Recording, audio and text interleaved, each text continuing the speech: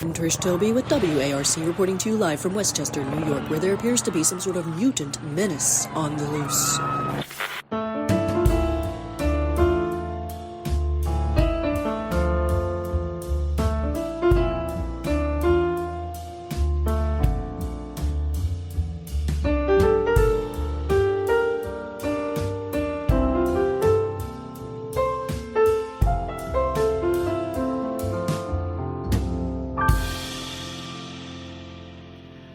Hey, I'm Pat Reber.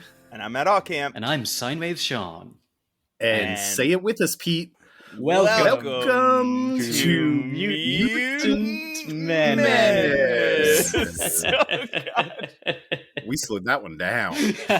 Yeah, that was so slow. The more people we have, the slower we have to be. It didn't seem to help. Yeah. Hey, you might be saying, Sine Wave Seán, what the freaking heck? Well, I didn't say that.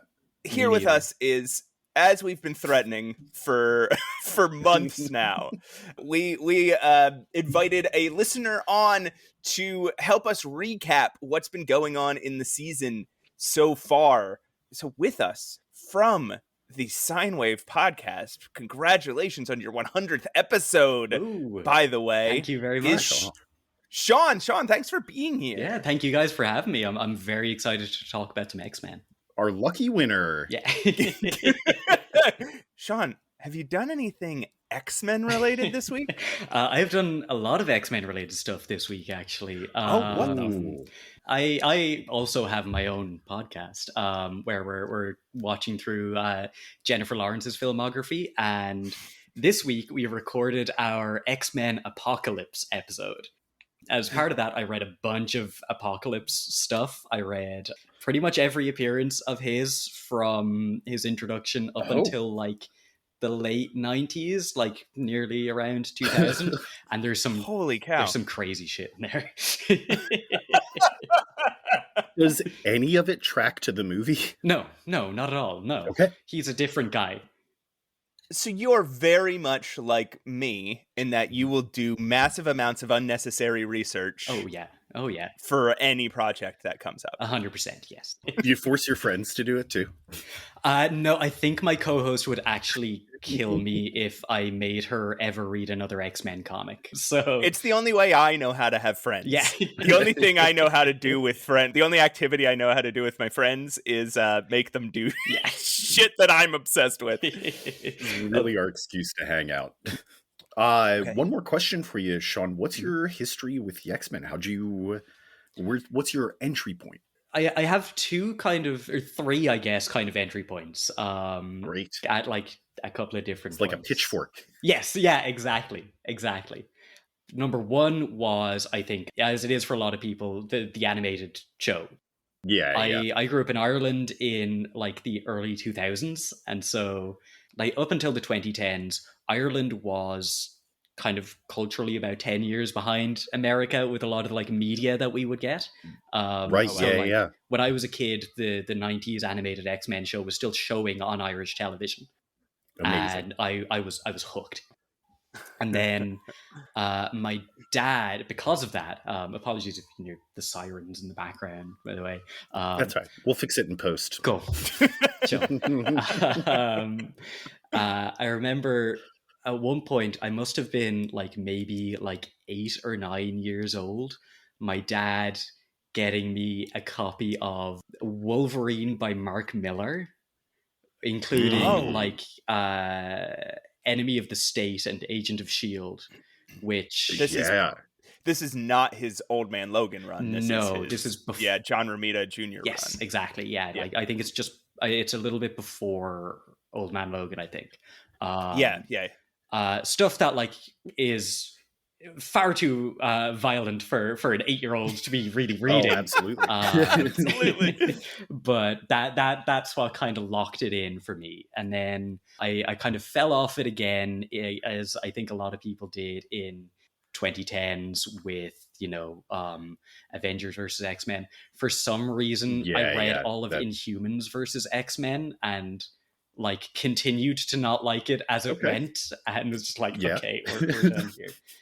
And then I jumped right back in with House of X, Powers of 10, the Jonathan Hickman stuff. Great. Yeah. I've got it. Interesting. Your experience with the X-Men is largely the X-Men that I have not read. Oh, interesting.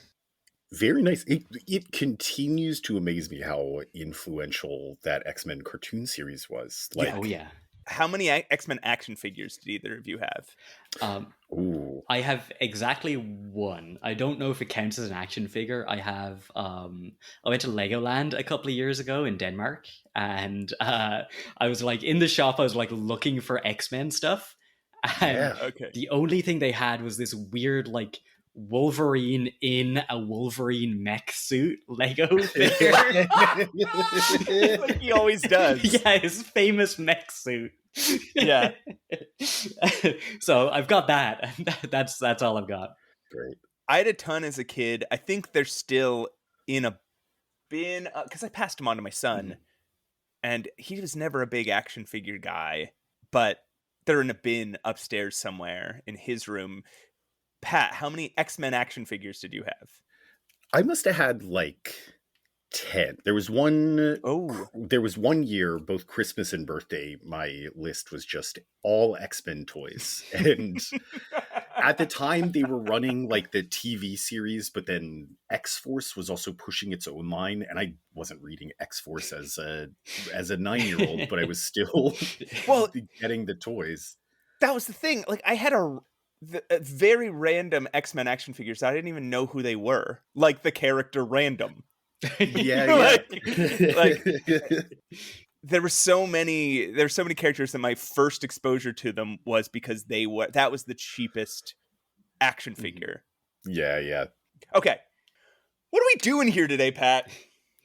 Well, Matt, we have reached the end of an era for like the 6th time in our 16 episodes. But this one's a milestone. This is legitimately the X-Men have been canceled for 5 years.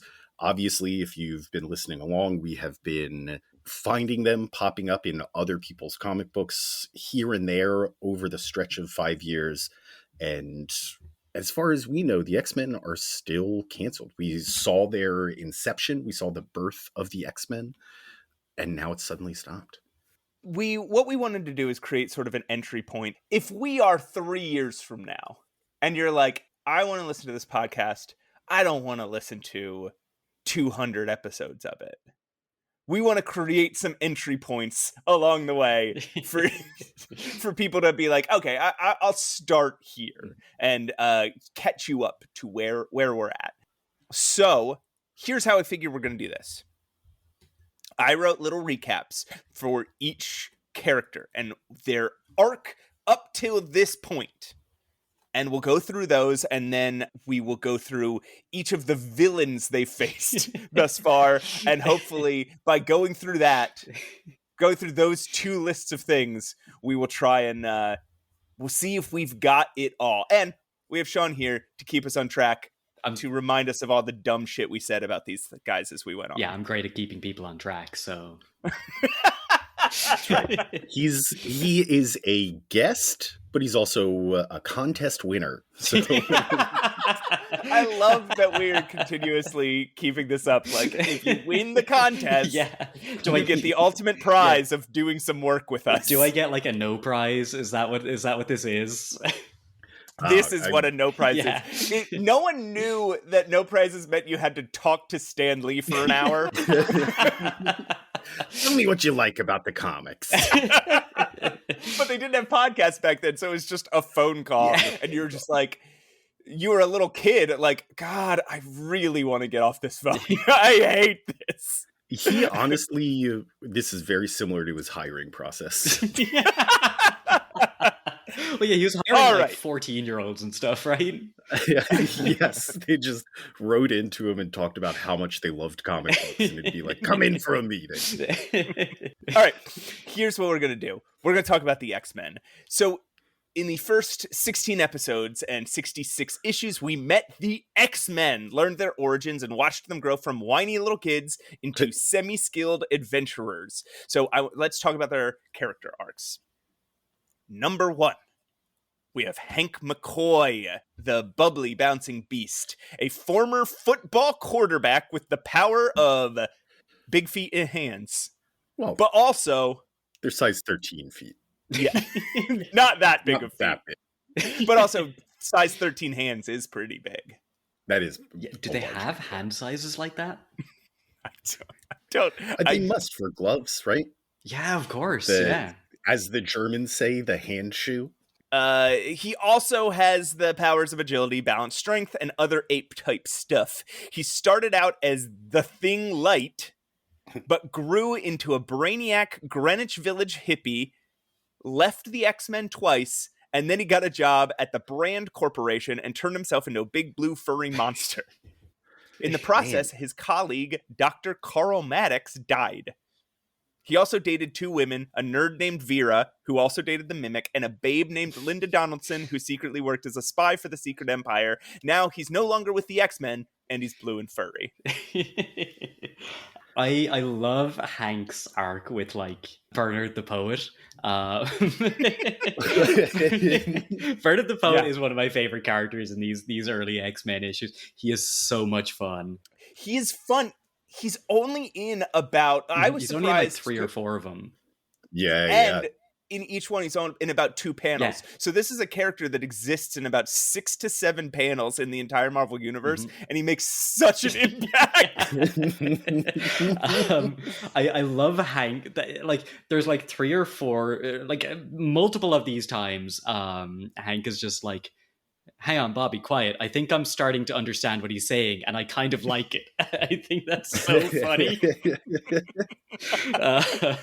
There was one issue where he was just... So this is the Poet at the Coffee A Go-Go.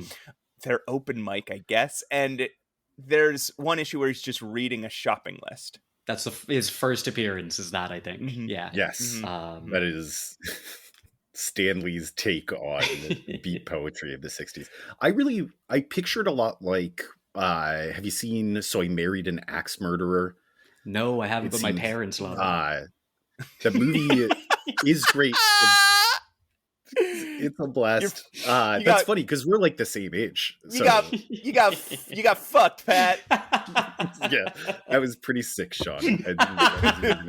In that movie, Mike Myers' job seemingly is beat poet when it had a revival in the 90s, and it's just a shop where like it's not an open mic as much as it's a microphone that poets that everybody knows walk up to and recite poetry whenever they feel moved to. Okay. And that's what this strikes me as. It's the same sort of coffee house atmosphere. So, Pat, what's your favorite thing about the Beast? His relatability. He's stout. He's hairy. He's extremely smart, but nobody can understand him. And which part do you relate to? No, I think I most relate to him because he is generally a little stoner nerd. He just lacks a certain self-confidence in some areas, but when he is in his wheelhouse, he never misses a step and reads a lot. I like that he is now, at this part in his arc, he has left the X-Men, seemingly anyway, and he's just out in the Marvel universe. Marvel decided, out of all these guys, the Beast is the one that should join the greater Marvel universe. He's the one with the potential. Yeah, and we got to make him stand out. I do think he is, at least from these early bits, the one of them who really kind of stands on his own 2 feet the best. Yeah. Like, literally and figuratively. Unless a cop throws a chair at him. Do you guys remember? That cop was on something. Like, he works better outside of the team context, I think, than the rest of them. Which we see in like those couple of times when he leaves the X-Men, right? Yeah. Like, is it the Unis story or the Eunice story? However, yes, that's the first time he leaves the X-Men. Yeah, he just kind of goes and solves the problem off on his own. You know? And he won't tell anybody about it too. Sean, very diplomatic of you to say Unis or Eunice. Yeah. All right, do you guys have anything else on the Beast before I move on to Iceman? I do think that this, like, when you put his whole arc into a paragraph like this, it's wild how much he's actually been through. Yeah, it really is. Yeah, almost more than any of the other X-Men, which we'll see. Seemingly. Yeah. So, Iceman is a reckless little boy named Bobby Drake who loves ice cream, has extremely loving parents, and got chased out of his hometown by an angry mob. He had a girlfriend whose name I forget, while he was also a Greenwich Village hipster, but less hippie than his best friend Hank. He didn't have much of an arc, but he went from a snowy boy to an icy boy, and he's still with the X-Men as their youngest member. He seemed to be more into the hippie scene to kind of meet the girls there than Hank was, you know? Yeah. He was, everything he does is very performative. Yes. And I think you're absolutely right. He just leans into it. And also Hank is his buddy. They're attached at the hip. Yeah. They're little New York boys. That is the thing I love the most about Iceman in this era. And we're reading into everything. We are reading into the performative heterosexuality thing a bit, because the writers won't decide that Iceman's gay for about 10 to 20 years, and he won't come out as gay for about 40 years. But 50, actually. But I think it is a proper read because, like you're saying, Pat, everything else he does is performative. He hangs out with Greenwich Village hippies. Like you're saying, he's not a hippie at all. He just spends his whole time making fun of them. Yeah. He's very well dressed. He's just constantly putting on this massive front. He's like, tries to be silly, but he's nowhere near as funny as the other X-Men. Yeah. He's like trying to be a hero, but he's nowhere near as heroic as the other X-Men. When he's alone, he's just making himself little ice cream sundaes. Yeah. Right. And he tries to be like the cute young one, but he's not even as cute as Hank McCoy. Not that young anymore either. Yeah. Right. Sonny. He still is the youngest X-Man now. Yeah. Have it called him Sonny. Yeah. He only starts smoking weed because Hank is smoking weed. That's true. That's true. I bet he doesn't even like it. I bet he doesn't inhale. Yeah. Nerd. He's also the only one who never really shows any interest in Jean as well. Like, as a human being. I mean, like romantic interest, you know? I actually... Do they ever, like, interact? Do they ever, like, have a conversation? That's a good point. He may not speak to her. Yeah. Well, so few people actually do talk to her. And Hank will only speak to her condescendingly. Yeah. I like that he's friends with the Human Torch. That's fun. That is fun. And they started out as rivals. He becomes good friends with Spider-Man too, which is his whole thing is friendship as he ages. Yeah. Before we move on, though, I do want to reiterate the ice cream thing, because I think if we're creating this as an entry point, it's important that in the first 10 issues, there are, 3 separate occurrences where he's using his power to make ice cream. And we deduced that this has to be him just keeping, like, the packets. A little milk in his pocket. Yeah. Or little creamer packets. Yeah. You can't make ice cream with water. Yeah. Right. Yeah. That's not how ice cream is made. That's a snow cone. Yes, exactly. It is. I thought they did actually like say that on panel that he was carrying around the things, right? No, I'm okay. Did I just entirely made that up? Okay. He doesn't, you need egg, cream, and sugar, and a lot of air. Yeah. And obviously cold to make ice cream. Yeah. So he would just have to pour them into his hand and shake it while he's freezing it. That's the only way you could make ice cream. I think it should return. I think we should, the readers should start demanding that it returns. Writing into Marvel. If they ever let us write an X-Men book. It'll be 90% about Iceman eating ice cream and making ice cream. He'll go in depth into his methods. Yeah. Yeah, we'll draw out a detailed diagram to stick in the back of the book. Yeah. All right. Next up, we have Angel, Warren Worthington III. This fucking rich kid was a star athlete and star pupil at his rich kid's private school when he grew some wings and decided to become a superhero. He called himself the Avenging Angel and shot ping pong balls full of gas at people. From the sky.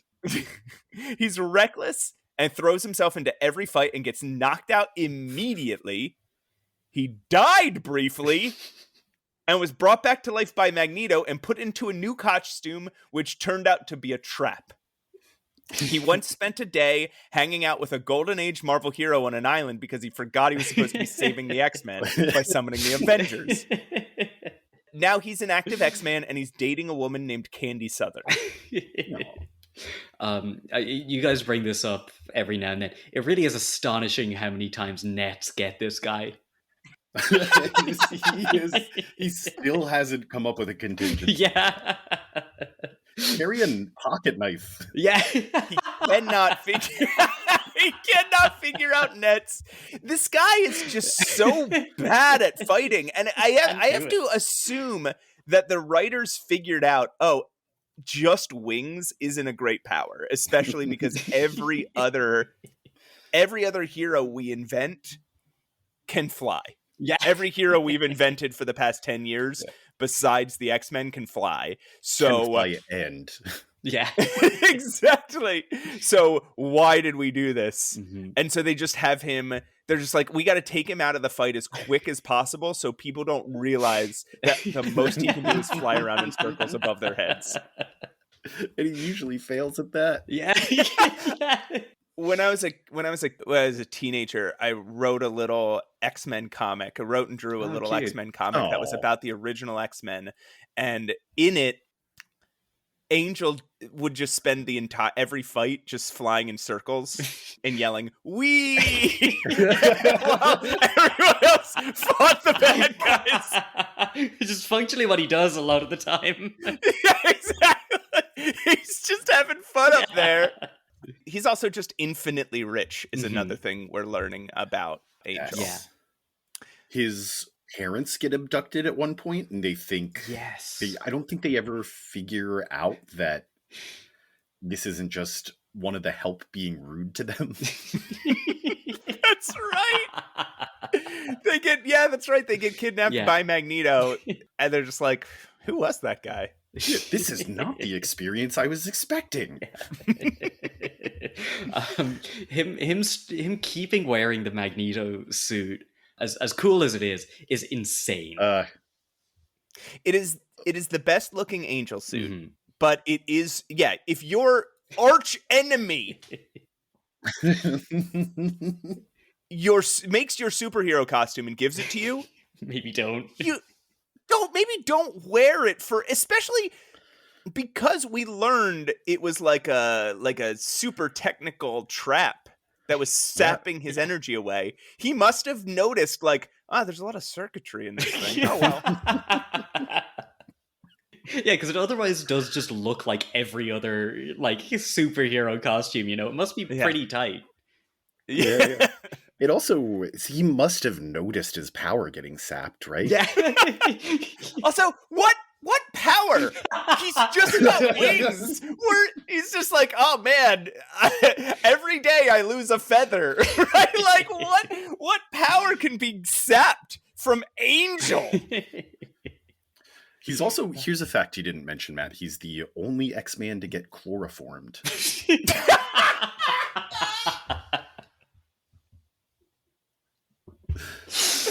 Yeah, you're right. Yeah.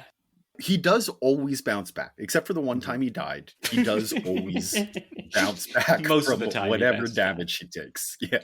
And we could consider that an arc, right? Because you noted, Pat, one time that there was a time early on where he was specifically like, let's not save this guy. Like there was a moment to be heroic, and he was like, let's just not do it. And that was the only time he was that way. From there forward, he's like, let's do everything all the time. Oh, I'm unconscious. He also, one thing I think, because this angel doesn't exist for very long in Marvel history, he's very happy-go-lucky at this time. He's very excited about what he's doing. He's just thrilled to be doing stuff. Yeah, this guy just loves waking up in the morning. Exactly.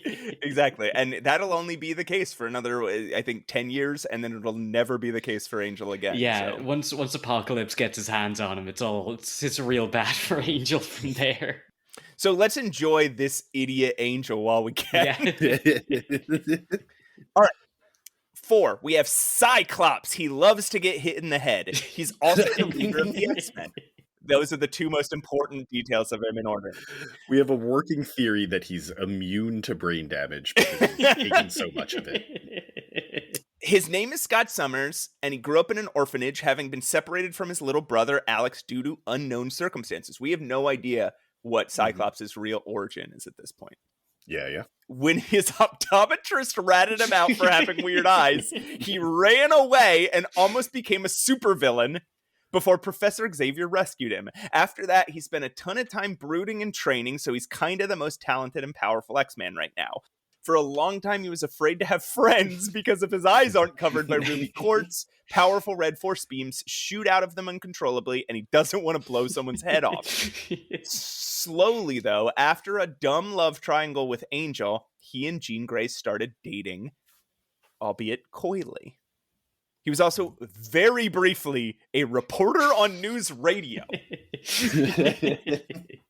In New York City. In New York City, the city of brotherly love. The thing about Cyclops is that so little of this carries forward into the rest of Cyclops' life. This is such a different character than the Cyclops we will know forever. Same great head of hair, though. Yeah. Best hair on the X-Men. Yeah, 100%. Cyclops is one of my favorite X-Men, but like Cyclops from like Claremont onwards is one of my favorite X-Men, you know? He's just a different guy here. But he's a lot of fun. I do like that on no less than 2 occasions, he just kind of finds a weird locked door in the mansion that Xavier told him to never open. He's just like, I guess not. I guess I won't. His relationship with Jean is actually great, I think. I think it's very cute. Hang on a second, because I'm not disagreeing with you. Are they in a relationship at this point? The strongest hint we've gotten is that they hold hands. but they hold hands every time now. They hold hands. That's true. They are holding hands a lot, and Scott is a little more passionate about her when she's in danger. And, you know, Pat,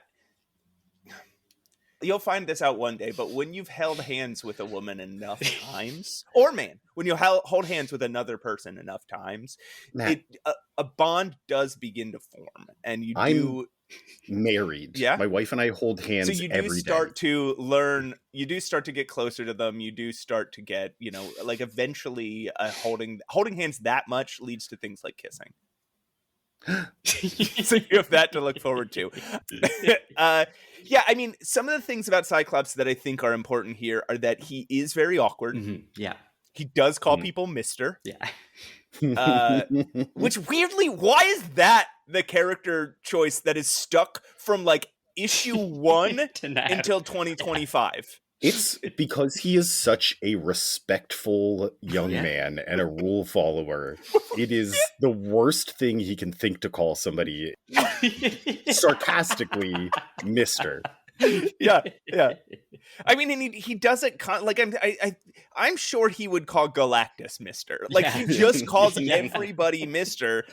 But he's also like, over time, he develops a sort of a reputation for potential like neurodivergence, right?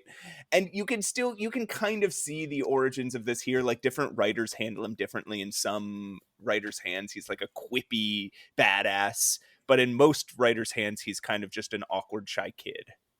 But incredibly skilled and incredibly responsible at the same time.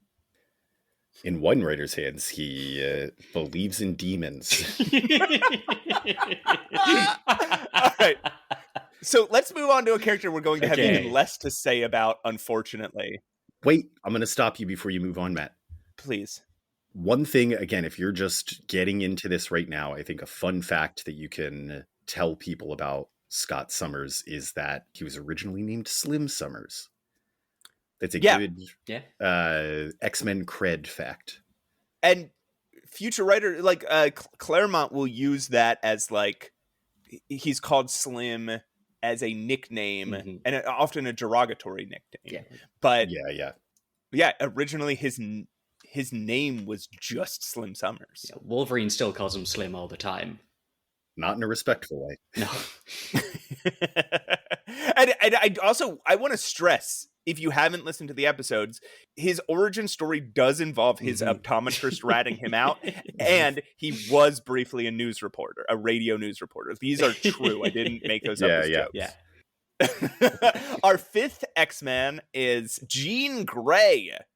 She's called Marvel Girl right now, and she really didn't get an origin story. Like, she really didn't get she did not get an origin story at all.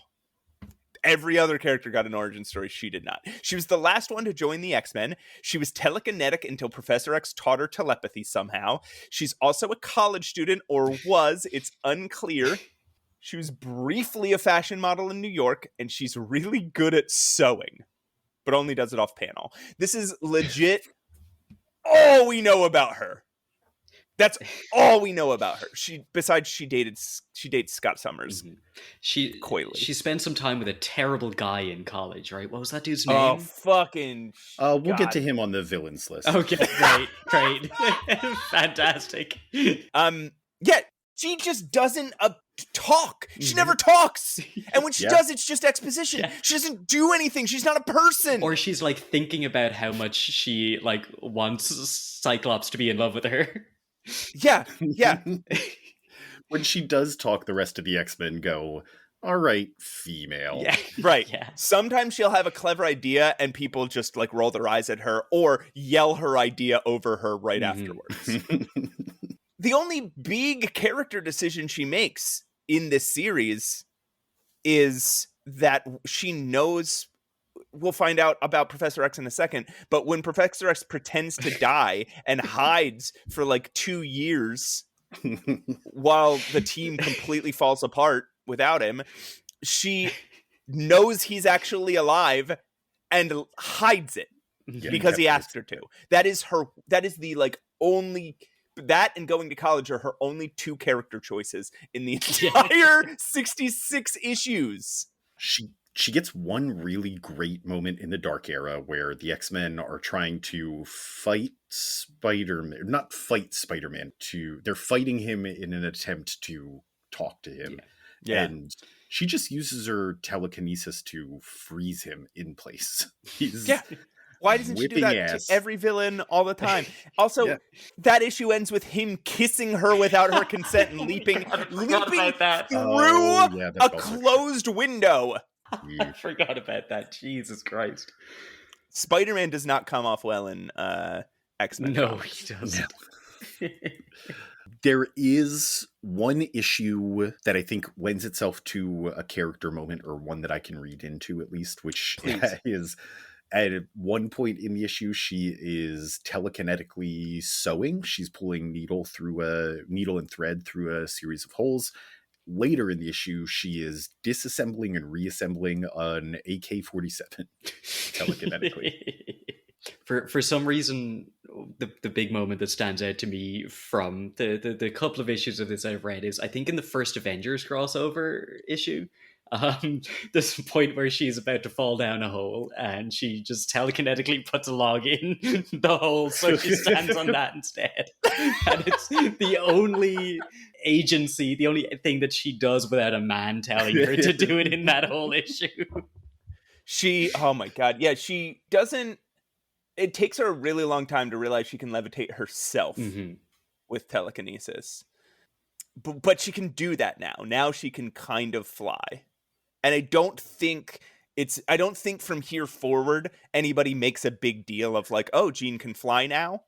There's never a point where somebody's like, where it goes from, oh, she can kind of levitate to herself to she can fully fly. I think it's just Claremont comes and he's like, of course she can fly, and doesn't even make a big deal of it. So yeah, everyone can. I think this is so I don't think this is, I think this is like our last chance to point out that her learning to fly was like a learning experience. Mm-hmm. Anyway, we will learn more about Jean Grey soon. It's just a real bummer. It's a bummer. Yeah. All right. So the founder of the X-Men is named Professor X, and there's just so fucking much to say about this guy. Oh, God. Oh, okay. He once led a revolution in a South American country against a tyrannical dictator. He's a famous professor of, I think, genetics, who gets TV and newspaper interviews, but he's also an inventor and seems to know about every science and has worked with every scientist we meet in the entire world. Every scientist in the Marvel Universe at some point says, oh, Professor Xavier, I used to work with him. He's also got some deal with the FBI, especially his buddy Special Agent Fred Duncan, where they tell him about New Mutants and he kidnaps them for his school. He loves wiping people's memories and lying to people and dressing up as a wise hobo and pretending to be dead, which he did for a very long time, and let a mutant called the Changeling pose as him, while Changeling slowly died of cancer and then suddenly died of big rocks. He gathered the X-Men to train them in their abilities by founding a school called Xavier's School for Gifted Youngsters. He then turned his students into a paramilitary operation for dealing with the threat of evil mutants and trying to recruit various mutants through kidnapping them and beating them up. Always unsuccessfully. Yeah. His greatest nemesis was an alien named Lucifer, who dropped a big rock on him and crushed his legs, causing him to be in a wheelchair, except when he makes robot legs for himself sometimes. I think this is basically all we know about Xavier right now. Mm-hmm. He does have a cool cave exploration kind of robot suit with extendo arms in it. Yes, that's true. Like a Dr. Robotnik machine. Yeah. This guy's crazy. He's kind of the worst, but he also kind of rules. Yeah. Like, it depends on the situation. If we look at the arc of these first 66 issues, yeah, there is a thread here where in his younger years he was brilliant, he was a genius, he was doing revolutionary things, and then at some point his head just got too big. He just got too cocky about the work that he was doing. He said, what if I formed a military squad? Yeah. He does actually teach them as well, though. Like, he does do like a school curriculum with them, which we never see on panel, but he talks about it a couple times. They graduate on in like issue 5 or something. Yeah. So like he does talk about it occasionally, that they have to do homework. So he must teach them something, but it's hard to tell. Yeah. Remember when he built himself robot legs, but he kept falling over in them, so he installed tentacles that run throughout the entire mansion to detect when he's falling and catch him. It's so hard to tell in this early era. Is like Professor X really a hero? Mm-hmm. Or like, there is a world, right, in which it could have turned out in issue 50 or something, oh, Professor X was the villain the whole time, and it would have been absolutely believable, right? And you wouldn't have even needed to like put build up or anything. You could just have released like you could have released like an X-Men 67 that just has a Professor X as the villain now, and that would work completely. Yeah. Nobody at all would have questioned it, and it would have been legendary. Like, that would have gone down in X-Men history as like one of the greatest of the issues. Yeah. All right, so let's move on to the next guy. Oh, this one's even worse. There was briefly an X-Man named the Mimic, Cal Rankin, who was an egotistical weirdo who had the ability to absorb the powers of anyone he was near. This was not a mutation. He got caught in a lab explosion. He lost his powers, regained them, joined the X-Men, lost them again, left the X-Men, regained them, reunited with his ex-girlfriend Vera, and then died. They shouldn't have let this guy in. No, what were they thinking? Like, he doesn't show any sign of a change of heart at all at any point. Mm-mm. No, why did they do that? This was... He's not a mutant. And he's legitimately, I think, insane, right? Yeah. Like every time he appears, he's just, his mind cycles through identities so fast. Yeah, He's just he shows up and his first thing is arguing with his ex-girlfriend. Then he tries to beat up Hank and Bobby. Then he realizes he's absorbing mutant powers, so he's like, I'm going to be a supervillain. Then he pretends to want to be a superhero. And he kidnaps Jean Grey. Like, his brain just cycles through this, like, it just makes these rash decisions at every moment of his life. Even in his heroic moments, he's like, oh man, something's going wrong. I guess I should kill myself. Yeah, I guess I'll just die. Exactly. I think even later he comes back as a guy suffering from severe mental illness, and it makes sense. When you look at these first appearances. He is a guy who has no grip on his own personal identity. He has no emotional regulation. He is just out there swimming, trying to grasp at thoughts flying around his brain. There's a business that advertises on Phillies games that I'm sure it's like a roofing company or maybe roofing supply. I'm sure this is gonna tie in, folks. Yeah. This is gonna relate. They're called C. Rankin Roofing. And I'm sorry, I will never, ever do business with a C. Rankin company. All right, let's move on from Mimic. Lorna Dane is a lady with green hair who almost got hit by a car in San Francisco. The end. No, when Mesmero did something psychic to every mutant on Earth, but Iceman saved her. Mesmero then kidnapped her and activated her mutant power, which is to control magnetic fields like Magneto does. Right. A fake robot pretending to be Magneto then claimed he was her father, but he was just a robot. Lorna then joined the X-Men, kind of, and started dating Alex Summers, which pissed Iceman off a lot. Last we saw her, she had gone off to the desert to bring Alex back to the X-Men, but they both got kidnapped and rescued by the Avengers. I guess she's an X-Man right now? Right, she's like auxiliary. She and Havoc are like the B team, the understudies for the X-Men. Yeah, they have Havoc watch the house when they're gone, and they have Lorna Dane do their chores. Yeah. It would have been such an easy win for them to like just have them be like the next class, right? Yes. And they couldn't do it. They couldn't bring themselves to. They just couldn't. Or just expand the team. You can have a 7-person team. You're doing it with the Avengers. Yeah.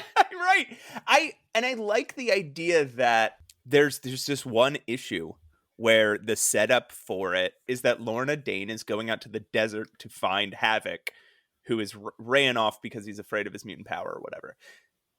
That ends up being like the ideal of Lorna and Havoc forever. What they love to do from now on forward is live in the desert together alone. And every time that they're superheroing, they're like, oh, we wish we were just living in the desert alone together. And in between them being on teams, they just live in the desert alone together. It's just so funny that happened in a single Hulk issue. And now that's like their thing. Who runs like plumbing and electricity out to this house in the middle of the desert? Pat, I so don't want to think about that. I so don't want to think about where Havoc shit. The way I've always seen it, and this is probably wrong. Mm-hmm. This is about the plumbing. The way I've always seen it is that Magneto's power is that he controls metal with magnetic force. But Lorna Dane's power is that she controls the natural magnetic fields of the Earth. Is that...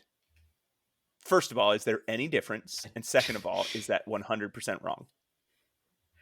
I don't think so, and I don't know. So she controls magnetic fields. It's specifically mentioned that she controls magnetic fields and not just that she's Mm-hmm. She's a master of magnetism.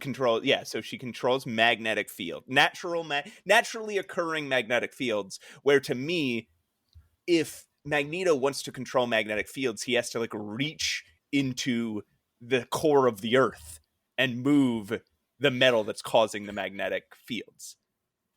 That's how it works in my head. That's the difference between the two in my head. I like it. Let's go with makes sense to me. Official Mutant Menace canon.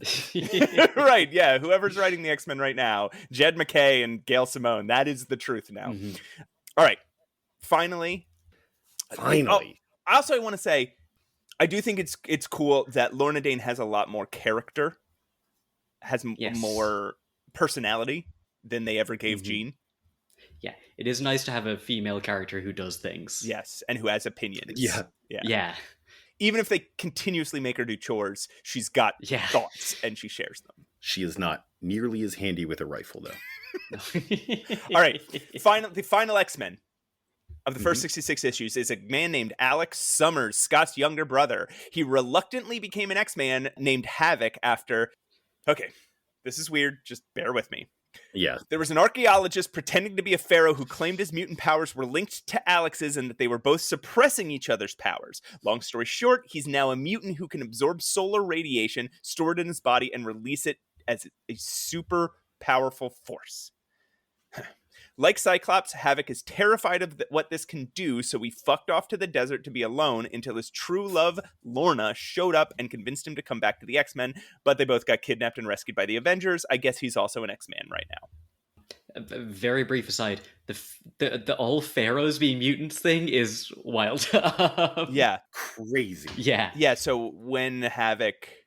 I guess we'll talk about this when we get to this in the section, but like when Havoc gets kidnapped, it's like the guy's like, I'm a mutant like all of my ancient ancestors, the pharaohs. Also, how are you related to every pharaoh? Come on. Yeah. We don't really know that he was actually a pharaoh, right? In our headcanon, he thinks he was a pharaoh because he's nutty and he has some sort of cosmic power. I don't even know that that's headcanon. I feel like that was heavily implied, right? Yeah, it's what I believe. It's what Sean believes. It is what I believe. Yeah, 100%. You guys hang out a lot and share beliefs with each other. Yes, yeah. Okay. So those are the X-Men. That's the X-Men we've met. I one thing I loved about Havoc, actually, before we move on from him, is that when he learned that his brother was Cyclops, the famous mutant Cyclops, the infamous mutant Cyclops, he was like, "This is awesome! I can't believe my brother is the fucking superhero. This is so cool." It's really sweet, and I think it's to me anyway, it is extra sweet knowing that he also didn't want to be a superhero. Right? He's not like, "Oh man, my brother's a superhero. I've always wanted to do it." He's like, "My brother's a superhero. That is so cool for him." Yeah, that's really his thing. And that's like such a sweet thing. That's such a, like, he's not like, "Yeah, my brother is a fucking superhero. Who would want to do that?" He's like, "I wouldn't want to do it, but I'm so, so proud of him." That's so cool. That's so sweet. He does, he's got a little rivalry with Bobby Drake. He and Iceman are not exactly friends. No. Which I think is, another big performative thing about Bobby Drake, right? He wasn't really romancing Lorna, but he projects this ownership of her. Yeah. When he was in a place where he kept being like, "She's my girl. She's..." And he wasn't spending time with her. He wasn't kissing her. He wasn't taking her on dates. But when she was in trouble, he lost his mind. And he was like, "I've got to protect my girl, Lorna." And when she started falling for somebody who actually did show interest in her, he was like, "How dare you?" Like, and Havoc's response is very much like, "I don't think she ever said she was your girlfriend." Have you guys ever gone out together? Just devastating to Bobby's She ego. slept in your house once, I think. Yeah, so those are the X-Men. Mm-hmm. Good for them. Yeah, well done. So the next thing we thought we would do is we'd go through the list of villains, because that'll help us tell the story of what's happened so far, because it was early comics. So every issue was like, oh, here's a villain for them to fight. There's some heavy hitters early on. Yeah, looking at this list, it does feel like as we kind of go down, there's less and There's gonna be less. A little less iconic. There's no notes written on this, and I didn't go back and read any of the comics to prepare for this. So this is just going to be, what do we fucking remember? So let's start with the first one and the biggest one, Magneto. What a guy.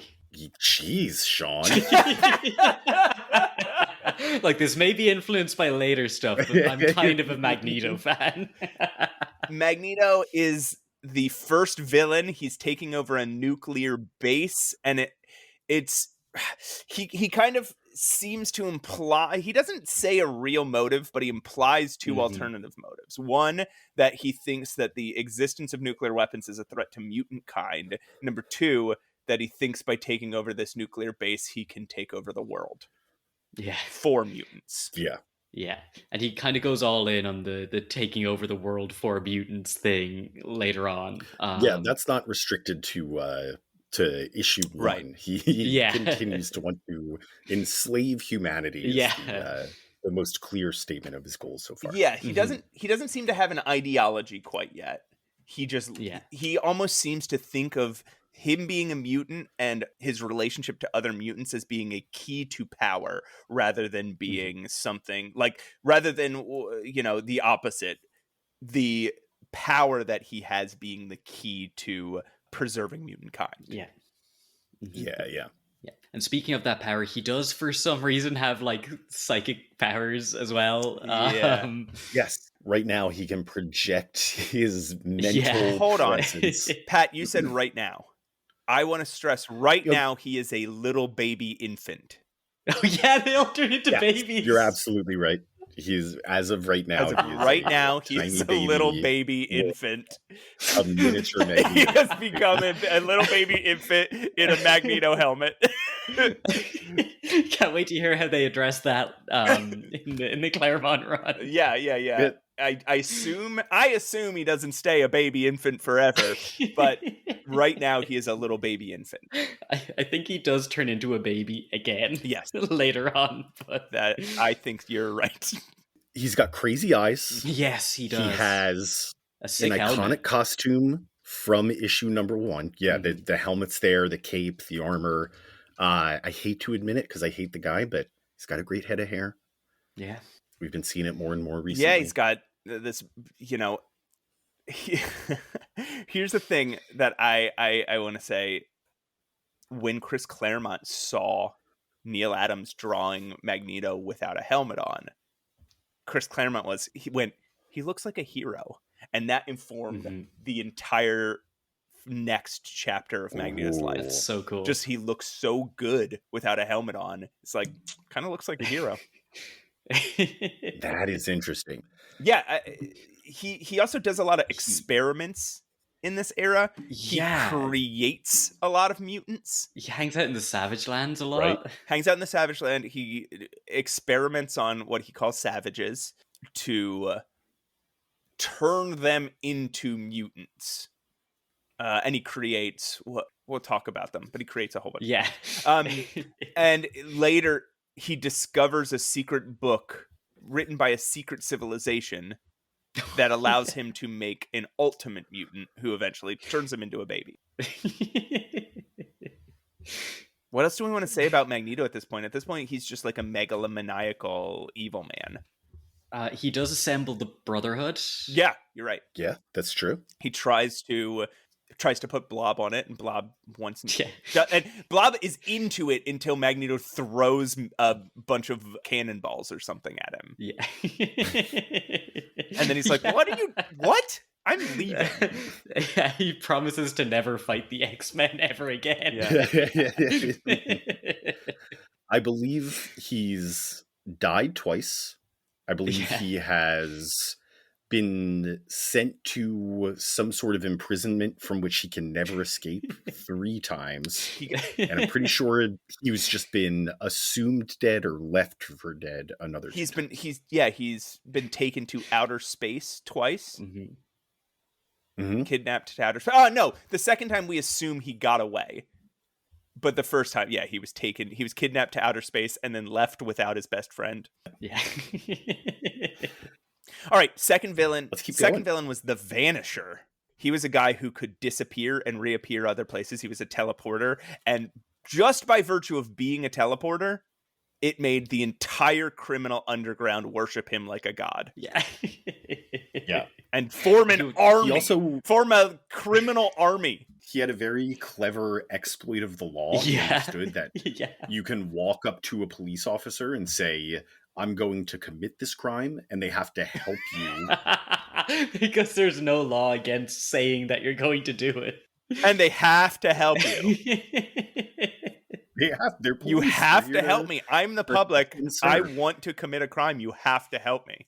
And then later he joins Factor 3. That's pretty much all we got about him. He has a dumb hood. Oh, next up is one of my favorites on this list, the Blob. Blob innocent. Blob innocent. He's a good man. They do him so dirty in this. The X-Men really screw with this guy. His first appearance is he works at a carnival. He's clearly a mutant. The X-Men try to recruit him. He says no thank you. So they attack him. Fight him until they can kidnap him, take him back to the mansion, and then erase his memory of the entire thing. Then he remembers, and he's like, that sucked. Why did you do that to me? And he joins the Brotherhood, and then Magneto throws cannonballs, cannonballs at him. And then he's like, what is happening? These mutants suck. I don't want anything to do with mutants ever again. It sucks. And then later he does join Factor 3. Yeah. And later he joins the Brotherhood again for some reason when they create Alpha. Probably because he's best friends with Eunice. Yeah. Who? Yeah, they make a great team. They do. That's very fun. Like unstoppable force, immovable object. They're great. Up next, Matt, we've got your favorite guy, Toad. Is he my favorite guy? He talks a lot. Here's the thing about Toad. So he appears in like 6 issues of X-Men in this early run. Maybe even less, maybe like 5. And he's just a sniveling little servant. As Pat says, like a Igor type. Yeah. And all he does is jump. That's his whole thing. I jump. And he's always picking fights with the other members of the Brotherhood of Evil Mutants. Fucking Magneto leaves him behind on an alien planet because he hates him so much. He still somehow gets back to Earth and decides to still dedicate his life to Magneto. And after this, he'll disappear for like 15 years. He's constantly like ratting out the rest of the Brotherhood for like infighting to Magneto, and then Magneto just shouts at him. Yeah, he's like, Master, they've been Quicksilver and Mastermind, they're fighting. And then Magneto like backhands him, and he's like, stop it, you sniveling little worm. And he's like, I'm sorry, I love you. He loves him so much. And then the moment Magneto's gone from his life, he starts talking like a normal person, right? He's full of wisdom. It's like friends, brothers. Like, there's no need for us to fight. And again, that is his last appearance in anything until like 1992. Like he might show up in the background of some shit somewhere, but like he is not in the Brotherhood of Evil Mutants. He is not an X-Men villain. He is just gone until he's brought back. Like Rob Liefeld brings him back or some shit. It's wild. God, it's all internal conflict. We saw his epiphany moment when he gave that stirring speech to all his fellow. So one of the people he was always fighting with was Quicksilver, who's our next villain. He was a member of the Brotherhood. He was around early on and later joined the Avengers, then decided, well, he and his sister Scarlet Witch, let's just do both of these at the same time. Quicksilver and Scarlet Witch. Quicksilver runs fast. Scarlet Witch can affect the probabilities of weird things happening. They were both members of the Brotherhood because he saved them from a mob, like a nondescript Eastern European mob. Yeah. Hey, Sean, you're European. Do you see just random mobs? Oh, just randomly wandering around the countryside? Yeah. Yeah. It's great fun being in a mob. I have to say, it's really like getting your torch and pitchfork. It's there's nothing like it. Just find somebody that did something slightly weird and then chase them out around the country. So they leave very early on, like issue 7, and then they join the Avengers. And then Quicksilver leaves because he decides that humanity really does hate mutants, in an unsolvable way. Goes back to the Brotherhood, but is still kind of like a good guy. Learns to fly by kicking his legs real fast for like a minute and then never comes back. And then he goes to the moon and marries an Inhuman, and that's where we left him. And at the same time, Scarlet Witch is dating a robot named Vision. Yeah. And I'm guessing we won't hear about that again. Here's a fun fact. Again, if you're a new listener and you want to impress your friends with knowledge about early X-Men stories, Quicksilver, Scarlet Witch, Scott, and Jean Grey have all seen each other nude. Whoa. Toad! No, dude, and Toad! Toad and Hank, too. So Toad and where Hank, did this come up? naked together. We did a big costume swap, all in each other's presence. Damn. Sean, you want to give us the next one? The mastermind, the worst guy in the world. Oh, I hate this fucking creep. He's so bad. Pervert. Luckily, his mind is broken. Yeah. And now he's a baby, too. He's also a baby. Him and... We should be pointing out who's babies. Magneto's a baby, Blob's a baby, Mastermind's a baby so far. Okay. Yeah. Yeah, he makes illusions. He's always fighting with other members of the Brotherhood, and then he joined Factor 3. And he joined the Brotherhood again, and now he's a baby. Turned to stone and lived in the X-Men's basement as a statue for 3 years. He got better, I guess. He's just a weird little... He's just a perverted little creep. He really... he's... Yeah. Anytime he's on panel with a woman, it's bad. Yeah. He's the instigator of the Brotherhood of Evil Mutants. If 2 people are fighting, it's because Mastermind started it, and he's one of them. Yes. Yeah. He's not always one of them. Sometimes he starts it between 2 other people with his illusions. Oh, yeah, with his damned illusions. And his illusions don't make sense. Sometimes they have physical forms, and sometimes they don't. Yeah. It sucks. Mastermind sucks. Up next is Unis the Untouchable. The untouchable guy. He was a wrestler who had a pretty good scam going on. He would have had a pretty good scam if the Beast hadn't happened to not be in the X-Men at the time. Yeah. And then the Beast was like, hey, this guy's scamming people. You know what I'm going to do? I'm going to make it so he can't touch food. Anything. Food and cigarettes. God, one of the most existentially horrifying fates that he comes back from. Yeah. And he's like, I will never fight the X-Men again. This has been so horrible. And then he does. Yeah. And then because he makes friends with Blob. Okay, so then he joins Factor 3. He joins the Brotherhood. For the first time, yeah. And this is a new Brotherhood led by Mastermind, right? Oh, you're right. Yes, he and Blob and Mastermind are a Brotherhood for a very short time. I forgot about that. And then they join. Eventually, Magneto finds them and becomes their leader again. And then they turn into babies. Unis is a baby. Okay, Unis is our other baby. Yeah, there's one more baby. But wait, there's one more? Yeah, it'll be a while till we get to them. Okay. Next up is Lucifer. He was a devil. Yeah, he was a Satan. All right, moving on. No, he was like an alien. He was like an alien lieutenant of another alien who wanted to like take over the world by using mutants as I don't fucking know, man. He was just he's the reason Professor X is paralyzed from the waist down. Yeah. He also is either dead or like off in space. It's hard to tell.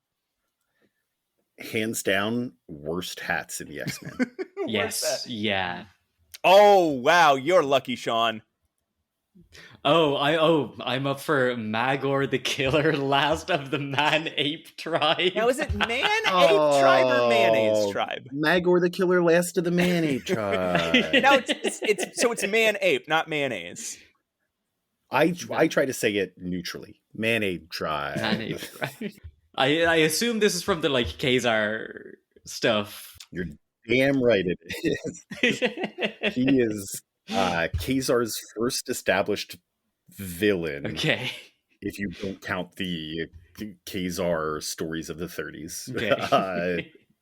And he has a very brief appearance. He gets defeated very easily by the X-Men. He is, I'm pretty sure,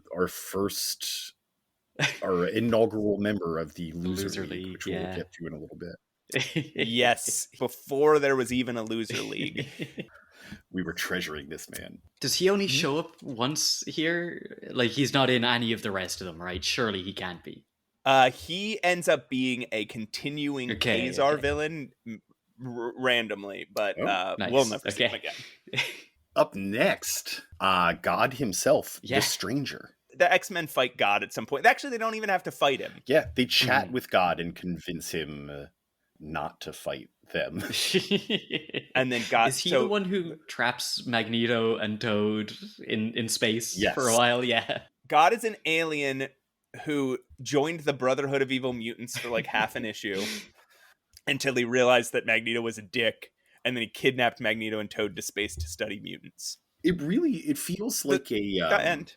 I'm sure there are more sophisticated stories, but like a Meet Joe Black or the character of God in Dogma, like the idea of God just coming to Earth and being like, oh, I wonder what it's like being part of the Brotherhood of Evil Mutants. I'm going to try it out. Just a God posing as a person loves strange experiences. Yeah. Next up, we have the Juggernaut. This will be a long one too, I think, because this is Professor Xavier's stepbrother, who was like who was his bully and tried to kill him on several occasions when they were kids by like driving a car off a cliff with the two of them in it. And then they were both in the Korean War together. Yeah. And they discovered a temple to the ancient god Sidorak, who also gives Doctor Strange his ruby bands. Right. Yeah. Right. And the temple collapsed, and so Professor X thought he was dead, but then he turned into a juggernaut. Yeah. Yeah. It is a cosmic power. He is not a mutant. He is just a jealous brother. Yeah, and he can't be stopped. He can't be stopped. He can just continue moving forward forever. And sometimes he's just super invulnerable, but other times he has a force field around him.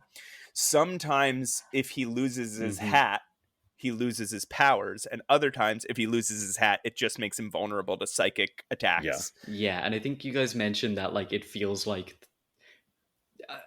I can't remember which writer was it, but that they didn't read the early appearances of Juggernaut properly, which it really does. Like they're just like, you get the helmet off, he loses, so that must be where the power comes from.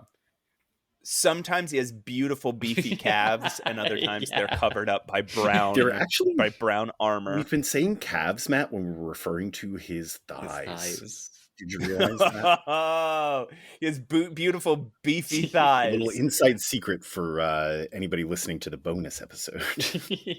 Next up is Bolivar and Larry Trask. Bolivar was an anthropologist who for some reason knew how to make robots and hated mutants, and Larry Trask was his son, who was secretly who could like see the future or something. Yes, who could see the future. They invented the Sentinels, they revived the Sentinels, and now they're both dead. Honestly, you'd think the ethics of anthropology would prevent him from doing some of this. Yeah. I just got a degree in anthropology, and we talk about ethics more than basically anything else. So, do you think you could build a giant robot to go and hunt mutants now? Yeah. Oh, cool. yeah. It's the first thing they teach you. First thing they teach you, and then everything else is about ethics. The first thing they teach you is how to sculpt a beautiful robot ass. All right. You got lucky again. With the Sentinel. Oh, wait, no, Porter Mac got added in. I added a guy. Who was Porter Mac? Do you remember Porter Mac? I remember the name, definitely. Porter Mac, Pat. Porter Mac is the second member of the Loser League. He is a cowboy who saw the X-Men and said, let's try to fight him. And then gets sent off in a giant ice cube tied to a horse. He is when we decided to make the Loser League. Yeah, a lot of the rules of how you qualify for the Loser League are built around Porter Mac. How much are you like Porter Mac? If the answer's a lot, then you're in the Loser League. If the answer's not at all, then you're not. It's got to be a high confidence, low skill ratio, and they have to be a name. Up next is the Sentinels. Ooh. In organization, a group of large murderous robots targeting mutants. They are weighed down by the bureaucracy of their processes. Their weakness really is them having to fill out the paperwork before they can take action. Yeah, they started out with numbers on each of their chests, and they referred to each other by numbers. But then they got convinced by Cyclops, Mastermind Cyclops, that they needed to fight the sun. So flew into the sun. They all died. Mm-hmm. All right, next up we have the Locust, who is one of my favorites. Oh my god. I feel like he's an ancillary Loser League. He is Friend just of the league. A guy. He was a professor at Jean Grey's college who got really obsessed with insects and made himself a little costume that looked like a grasshopper. And he went around enlarging, I guess it was supposed to be a locust. It looked much like a grasshopper. And he went around enlarging insects so that they would eat the whole world's food. He was so good, and he loved to say his own full name. He loved to walk around going, nobody understands how smart I am, but they'll see. They'll see. Like in the college cafeteria. Yeah, he would. It was like he would think the first half, and then the last half would involve his full name, which I don't remember, and he'd say it out loud. And he would show them by dressing up as a big bug.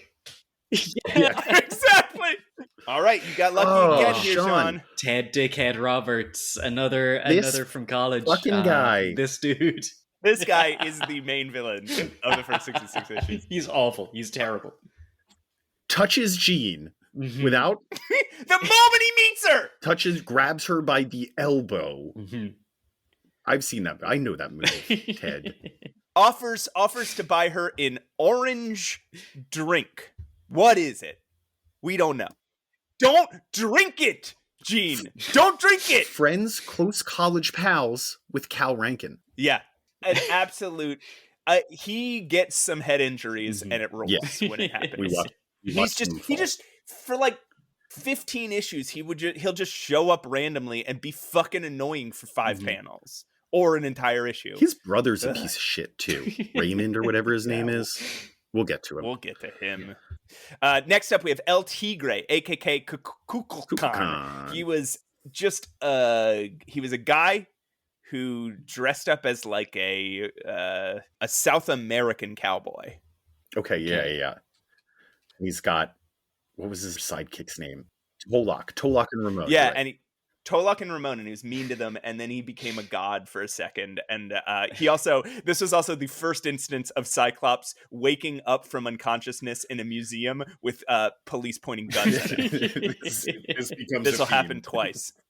All right, who's next? Next, we have the ogre, a little Bob Hoskins looking man with a very robotic costume. He makes a robot costume that can do everything, but he loses every fight. And he's basically our chubbiest supervillain besides the Blob, whose whole power is being chubby. I wouldn't call him chubby. He's stout. He is a stout okay man. Okay, you're right. And he's a member of Factor 3. He's in, I think, 2 issues, and then isn't seen again until like 2005. But he does introduce us to our next one. Yes. Banshee, who I'm very excited to talk about. Ooh. I can't imagine why. You guys did ask in the episode, or you covered this issue, if he is based on any like Irish like caricatures or Yes, he is. He absolutely is. Banshee is basically like a character from like 1800s anti-Irish propaganda. Like if you go look that up, they all look like that. Oh no! They look like Who's from Whoville. Yeah. He looks like a Who.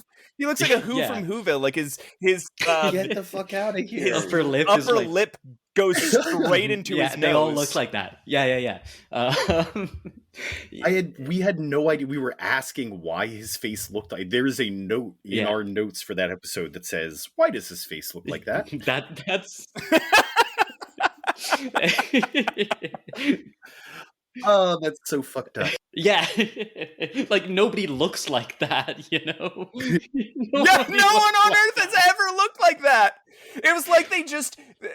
It was like they were like, these people don't look different enough from us, so we have to we have to make up the ways that they look different from us. Racist propaganda 101.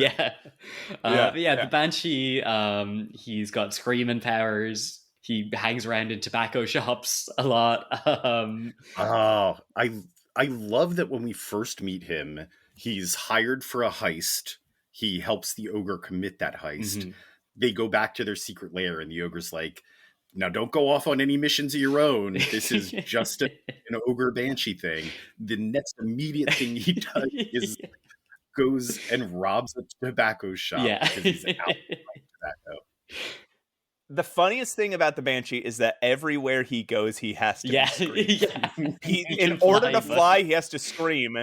So if you always know the Banshee's coming because it's like, hey everybody. It must really suck to be like underneath him as he's flying over. Man, Banshee we're going to talk a lot more about on this podcast. He is a criminally underused character forever. He does some really wild stuff later on, but he has like a crown that the ogre is using to control him. And then then it gets broken off and he doesn't show up again. And then he just puts it back on. He's just wearing it forever after that. And then he's sort of on like secret missions that we don't know what they are. And like every time we see him after that, he's like in the middle of something. But he rules. Also, it's funny that he looks like that at the beginning when he eventually just becomes so fucking handsome. Yeah, later. he really does. Yeah. Just like deeply, deeply handsome. Up next we have Warlock, aka Maha Yogi. I don't remember that he came name. back and he was called Maha Yogi. Okay. At first he was called Warlock. He's Merlin. He's the character of Merlin. He's from King Arthur's court. And he insists he's a mutant when he's doing magic. He also insists that everything he makes is everything he makes out of magic is also a Is this the guy who like turned like a town into like the Middle Ages? You're right. No, Warlock did turn a town into the Middle Ages, and there was like knights with guns. The one detail I remember about the Warlock is he's got this huge underground lair full of all this technical machinery, and he's got guards dressed in full plate armor with Tommy guns. Yeah. All right, next up we have the Cobalt Man. This is Ted Roberts' dumb fucking brother who wants to be Iron Man but loves cobalt. Which also happens to be highly explosive. Apparently, and it's also like super, super, super expensive. Yeah. Like we ran the math on this and we were like, this doesn't make sense. Why would you do this? Oh, there's not much to say about him. He comes up. He's a coward. He comes up twice. He's a coward. He just looks like Iron Man, but blue. Meccano then I think had like a mech suit. I assume. He was just a rich kid who was mad at his dad, so he made a mech suit like the ogre, and then beat up a library.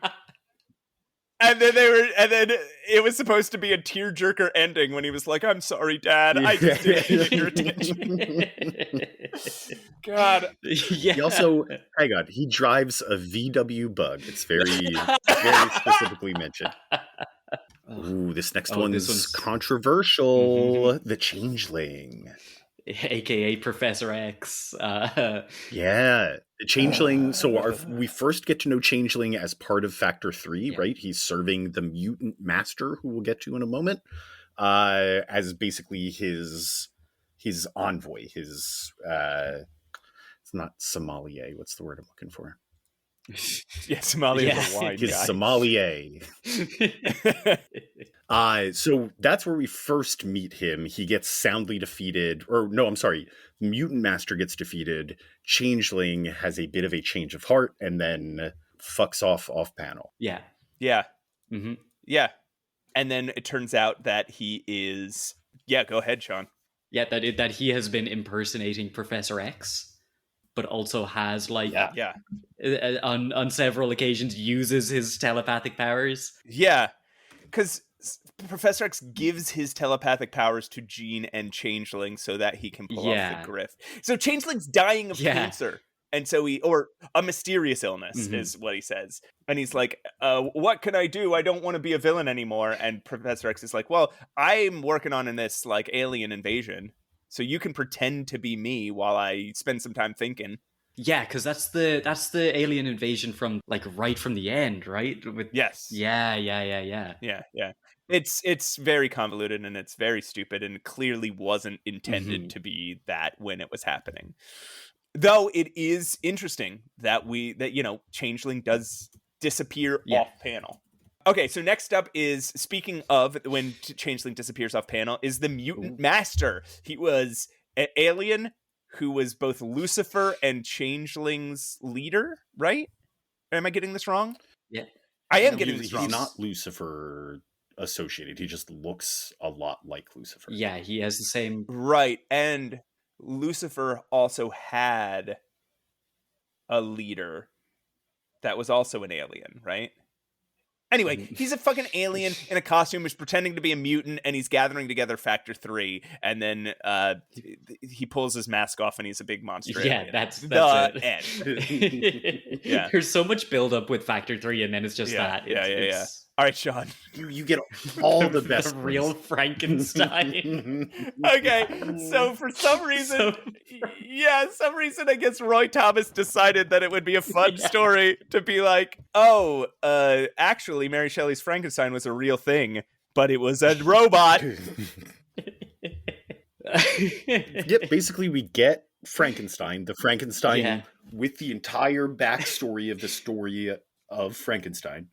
But with laser eyes, and he's got magnet boots. Laser eyes and magnet boots.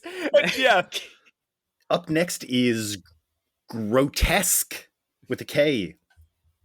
He killed Professor X. He did kill Professor X. He got him, but not the real Professor X. No, he killed the Changeling. He killed the Changeling. So a completely obscure villain kills a completely obscure villain who fucking cares. Yes. The second villain in this story is already dying of cancer. That's the... Yeah.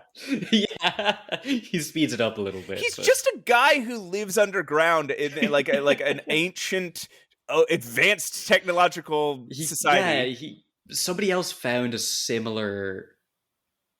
Did Magneto find a similar thing to make like an ultimate mutant in one of the recent episodes? Yeah. Yes, correct. Very much like the civilization Magneto finds traces of. Meccano lived in this ancient, super advanced civilization underground. They all died somehow, and then he was alone, and he was getting mad at an earthquake machine that some college scientists were doing, and he started hitting subway trains. And then Hank was like, he looks grotesque. And he's like, grotesque shall be my name. I don't remember what happened to him. I think he might still be alive somewhere. I don't remember what fucking occurred. Next up is Red Raven, who we meet, who is one of the first Marvel heroes ever. Well before they were called Marvel Comics. He appeared in one comic, and then he appears again when Warren gets ADHD. All right, let's move on to Mesmero, who was a circus hypnotist who gets recruited by Magneto, but robot Magneto. Robo Magneto. Yeah. And he's so heartbroken when he finds out he didn't actually meet the real Magneto. Because with Robot Magneto, he activates every latent mutant on Earth and then forms a mutant city. Mm-hmm. And then, I don't know, gets his ass kicked. And for some reason, despite being a robot, implicates that he's Lorna's father. Oh, that was him. That wasn't real, mate. Sure. Oh yeah, I had Robot Magneto separate on this list, but we might as well just put him here. That's what that's what the Robot Magneto does, and Mesmero doesn't even know it's Robot Magneto. He thinks it's real Magneto. All right, Pal, let's move on to 31. Yeah. Up next on the list is the Living Pharaoh, aka the Living Monolith. This was Abdul, right? Yes, Professor Abdul. Professor Abdul, the archaeologist. Yeah, I love that we know so much about who this guy is and what his whole deal is. That's my favorite part about him, is we know why he's doing what he's doing, and we know everything about him. This is the guy who says that all pharaohs are mutants, right? Yes. Yeah, there's no origin for this guy, is the joke that Sean's making. There's nothing. They never fucking tell us anything about this guy. He makes me so mad. And for some reason, he claims when he uses his powers, Havoc loses his. And when Havoc uses his powers, he loses his. But then, fucking, that never comes back up. Havoc is just none of it makes sense. I'm mad. I'm mad again. Fucking Christ. All right, let's move on. Let's move on to Sauron. The force of pure evil from Lord of the Rings. Exactly, yeah. It's crazy that he called himself that, but he's also a dinosaur. That's literally why he calls himself that. He gets bitten by a pterodactyl. He's Carl Lycos gets bitten by a random pterodactyl, and he turns into a were-pterodactyl. Were-a-dactyl. Yeah, were-a-dactyl. There, thank you, both of you. And he has the power to hypnotize people with his eyes. He also siphons energy off of people, and he's got a weird romantic relationship. He's currently, I think, in the Savage Land trying to be chill. As far as we can tell. No, he killed himself. Didn't he? Did he? Yeah, as far as we know, he jumped off a cliff, and they stopped his girlfriend from jumping over with him. That's right. Can he fly? He was not Sauron at the time. Oh, in his human. Yeah. Okay, yeah, sure. All right, next up are the mutants that they're better called mutates. Yeah. But the Mutates, mutates, Savage Land guys. the Savage Land people that Magneto experimented on. Okay, Amphibious is a frogman. Yes. Equilibrius is a weird pervert in a diaper and should be a horseman. In some other shit, and he can hypnotize people or something. Brainchild is a big baby also in a diaper, a naked baby in a diaper with a big adult head. Piper can play a flute and summon rats or something. Gaza is a big strong man. Lorelei can, the only lady, hypnotize males. Males only. I don't think their sexuality matters. We were trying to figure this out in the episode. Anyway, when Magneto reforms, actually he doesn't reform the Brotherhood. This episode just reminded me, he doesn't reform the Brotherhood, he takes it back over. Yeah. Because Mastermind had already. Mastermind. Yeah. But when he takes the Brotherhood back over, he goes and instead of getting Toad, he gets Lorelei. And Piper. He goes back for Piper, and then the Avengers take him down because Vision controls his mind. But Lorelei's a little baby now. Yeah. Lorelei's the last also baby. A little baby. Okay. So Eunice Mastermind, Blob, Magneto, and Lorelei are also little diaper babies. Lupo is like a wolf person, and Barbarous is another big guy like Gaza, only has 4 arms. That's all. Supposedly none of them exist anymore because they were reverted back to guys. I don't know, whatever. Mhm. Next. Okay. Sunfire. Sunfire, a one-issue villain. Yeah, 1 issue only, I'm sure. His dad is like an influential Japanese businessman, right? Yes, some sort of diplomat for sure that everyone highly respects. Everyone in the US. Except for his son and his brother, who conspire to kill him. Or no, to embarrass him on live TV or something. Yes, to try to damage relations between the US and Japan in a somewhat problematic issue. And then the uncle dies and the dad dies and Sunfire's sad. Yeah. That's that whole story. That's it, yeah. Don't worry about him. Up next we have the Xenox. They're the aliens. The coolest looking aliens ever. They're the aliens that Professor X had to hide from the X-Men for several years and let another guy die. Right. To fight, I guess. They are aliens that transport their planet to other planets to wreak havoc on their gravitational fields and then take it over, but still travel along in their planet to other planets. And then at some point they realize, oh no, we're evil, and so they go all kill themselves. Yeah, they got the curse of empathy. All right, next up from Cyclops' origin story, we have Jack O'Diamonds, who's just a weird hobo who has psychic powers and also can turn himself into a diamond. I think he's dead. I don't remember. Fun is there's an Avenger at one point named Jack of Hearts. Correct, yeah. No relation. They should fight at some point. Yeah. All right, that's all of Jack O'Diamonds. Yeah. Alpha, the Ultimate Mutant, who I think is the most recent...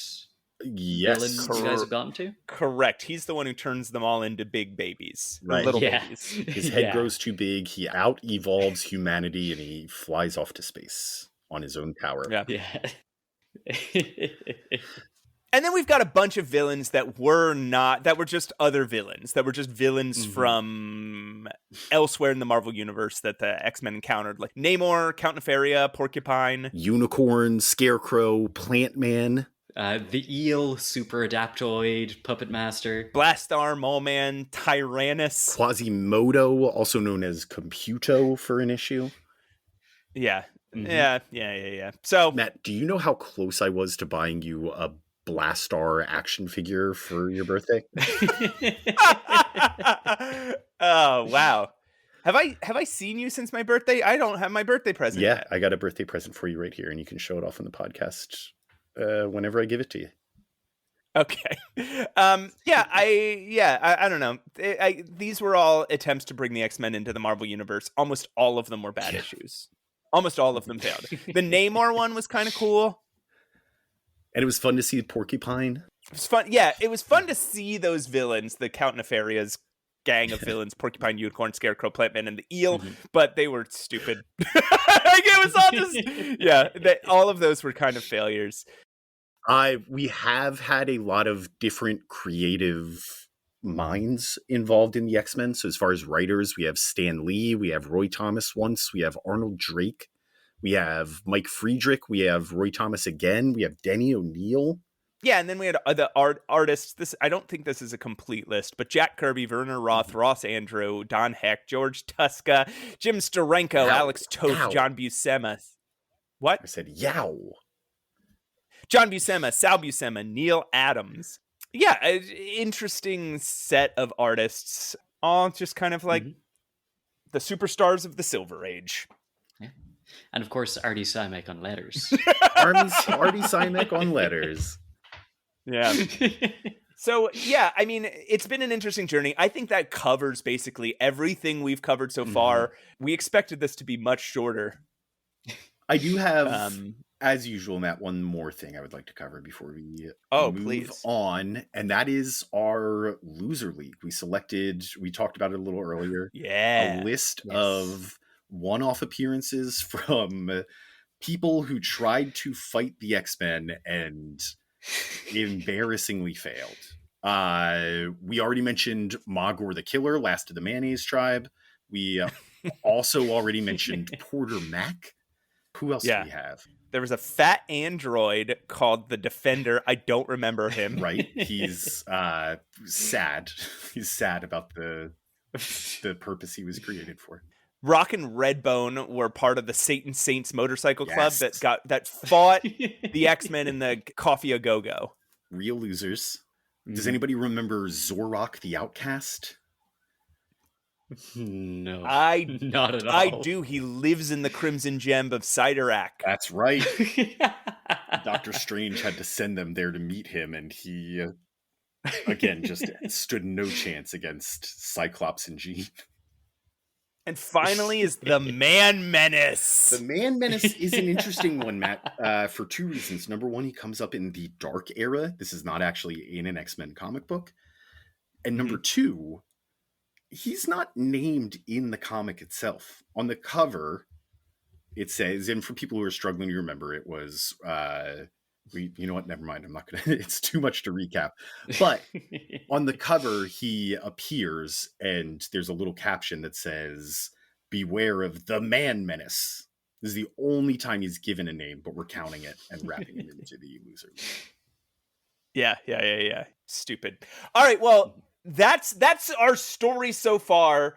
Only marginally shorter than it would have been to listen to the whole podcast. So